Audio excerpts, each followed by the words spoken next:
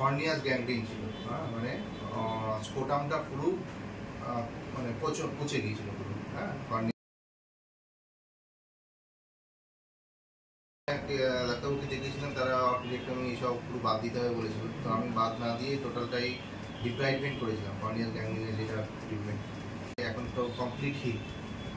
কাকা বলো কিছু। হ্যাঁ, আমার যা পরিস্থিতি হলো, আমি মনপ্রন্ন হয়ে গেলাম।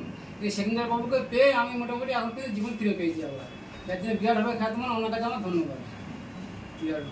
আর এখন কি ছিল, এখন কেমন আছো বলো? এখন স্যার খুব ভালো, কারণ তখন যা হয়ে গেল বিরাটের পর এখন মোটামুটি স্যারের আওতাতে এখন অনেক আমি সবটাই পুরোই সুস্থ আছি। আর ডাক্তারবাবু কেমন সেটা বলো?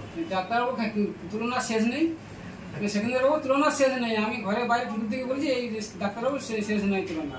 হয়তো বাইরে আমাকে যে জিজ্ঞাসা করে তারাও সব বলছে যে না, তুই ডাক্তার যা পেয়েছিস বিরাটের পর, আমি ঈশ্বরের তুলো ডাক্তার, যার জন্য ফিরে পেয়েছি। ঠিক আছে।